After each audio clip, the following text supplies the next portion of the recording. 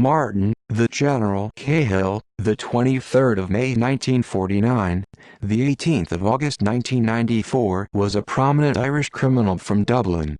Cahill generated a certain notoriety in the media, which referred to him by the sobriquet, the General. The name was also used by the media to discuss Cahill's activities while avoiding legal problems with libel. During his lifetime, Cahill took particular care to hide his face from the media. He would spread the fingers of one hand. Early life. He was born in a slum district in Grenville Street in Dublin's north inner city, the second of 12 surviving children of Patrick Cahill, a lighthouse keeper, and Agnes Sheehan. By the time he was in school, Martin and his older brother John were stealing food to supplement the family's income. In 1960, the family was moved to Captain's Road, Crumlin, as part of the Dublin slum clearances. Martin was sent to a Christian Brothers School (CBS) on the same road where he lived, but was soon playing truant and committing frequent burglaries with his brothers. At 15, he attempted to join the Royal Navy, but was rejected, allegedly after offering to break into houses for them and because he had a criminal record. Career. At age 16, he was convicted of 2 burglaries and sentenced to an industrial school run by the Oblates of Mary Immaculate at Danon, County Offaly. After his release, he met and married Frances Lawless, a girl from Rathmines, where his family was living. With his brothers, he continued to commit multiple burglaries in the affluent neighborhoods nearby, at one point even robbing the Gardaí Ochana depot for confiscated firearms. The Cahill brothers soon turned to armed robbery, and by the early 1970s Gardaí at the Dublin Central Detective Unit (CDU) had identified the Cahill brothers as major criminals when they teamed up with the notorious Dun gang in Crumlin to rob security vans conveying cash from banks. Rise to prominence. In 1978, Dublin Corporation began preparing to demolish Hollyfield buildings. Cahill, then serving a 4-year suspended prison sentence, fought through the courts to prevent his neighborhood's destruction. Even after the tenements were demolished, he continued to live in a pitched tent on the site. Finally, Ben Briscoe, the Lord Mayor of Dublin, paid a visit to his tent and persuaded him to move into a new house in a more upscale district of Rathmines. Cahill and his gang infamously stole gold and diamonds with a value of over £2 million, €2.55 million, from O'Connor's Jewellers in Harold's Cross, 1983.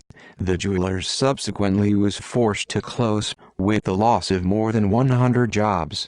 He was also involved in stealing some of the world's most valuable paintings from Rossborough House, 1986, and extorting restaurants and hot dog vendors in Dublin's nightclub district.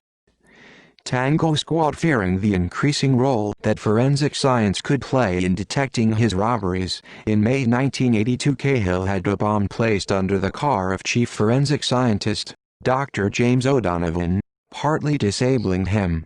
In February 1988, a Today Tonight report identified Cahill as the man behind the O'Donovan bomb plot, the bike robbery and the robbery of O'Connor's jewelry depot.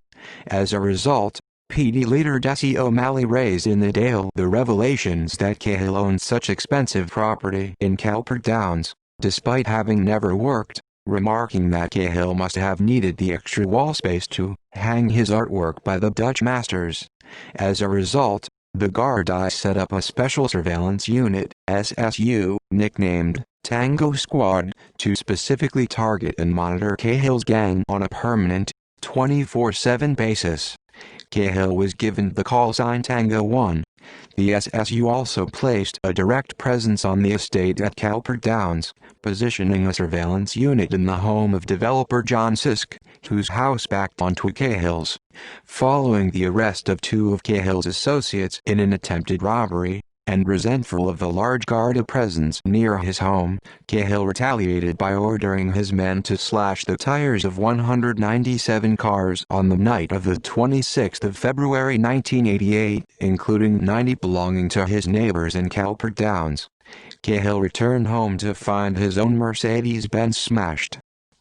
Lacey kidnapping. In early 1993, John, the coach trainer, met his boss Cahill to provide him with inside information about the inner workings of the National Irish Bank (NIB) head office and branch at College Green, Dublin.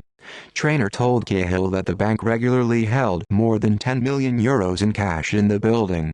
The plan was to abduct NIB CEO Jim Lacey, his wife and 4 children, and take them to an isolated hiding place. There, they would be held with fellow gang member Joe Kavanagh, acting as a hostage, who would frighten Lacey into handing over every penny stored in the bank's vaults. On the 1st of November 1993, Cahill's gang seized Lacey and his wife outside his home in Blackrock. Whilst they were held at Lacey's home, Kavanagh was brought in and tied up, telling the family that he had been abducted 2 weeks before. On the 2nd of November, Kavanagh drove Lacey to College Green to collect the ransom money, with Lacey eventually withdrawing £300,000 from an inaccessible cash machine.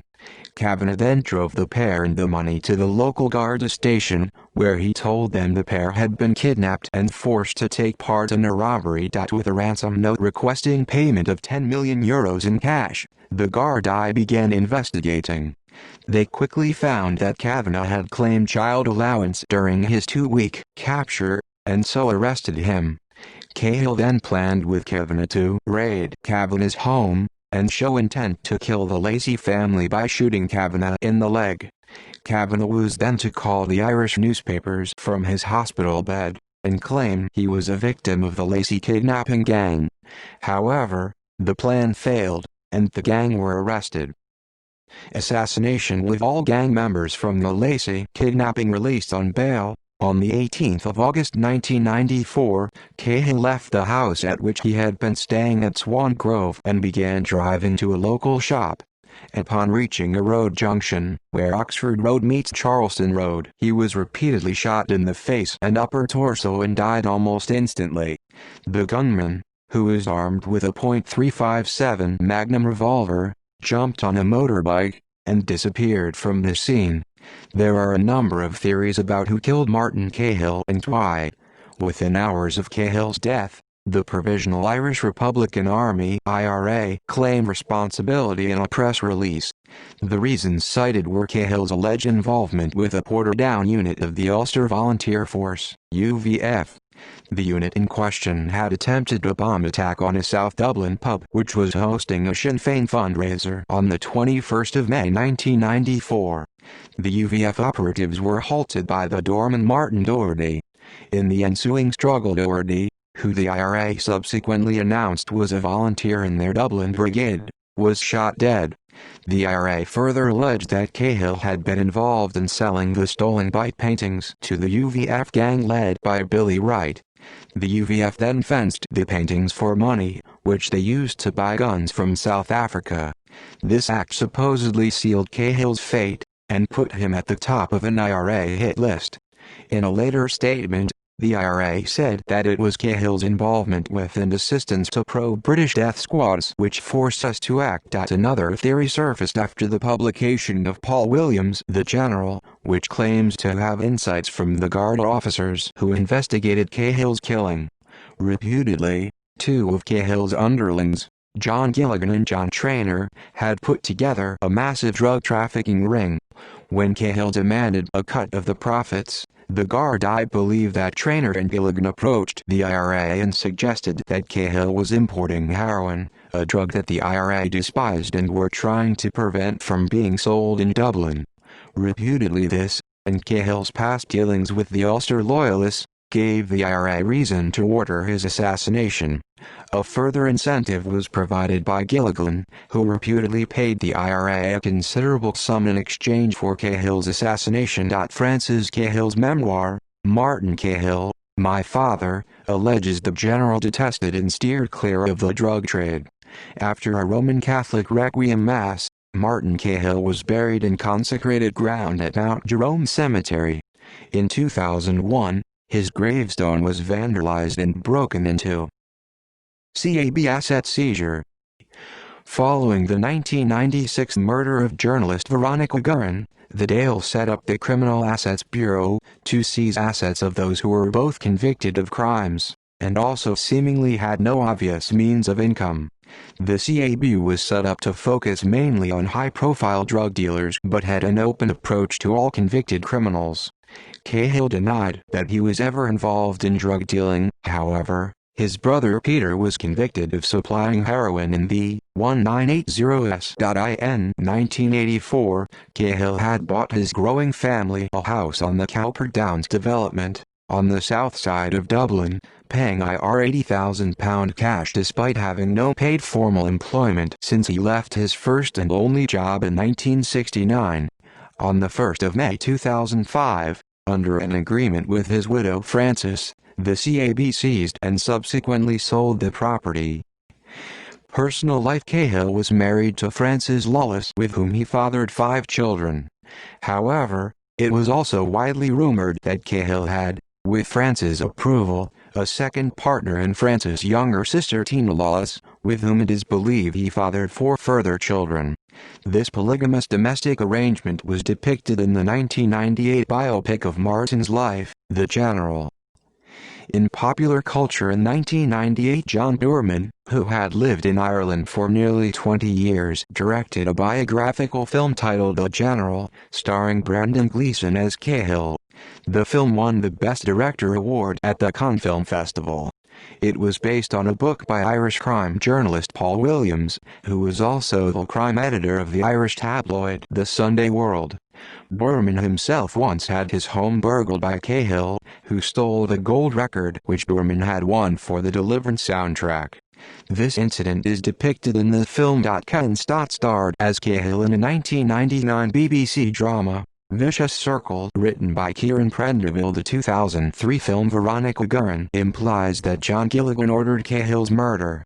In the film, Gilligan and Traynor are not portrayed as Cahill's subordinates.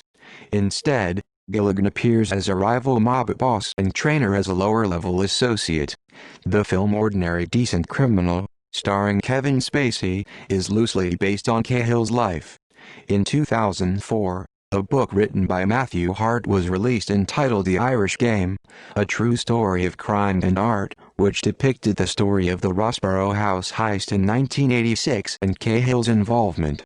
Cahill's eldest daughter, Frances Cahill, released a book in 2008 entitled Martin Cahill, My Father. Quotes: Reform School was my primary school, St. Patrick's Institution my secondary school, and Mountjoy my university. They taught me everything I know. Whatever it is you say I am not. Whatever it is you want from me, I will give. Whatever it is you take from me, you can take. What is it you can do to me? The worst thing you can do is kill me. After that I won't care. I am still free. Footnotes. External links: Martin Cahill at Find a Grave, Martin Cahill at Dictionary of Irish Biography.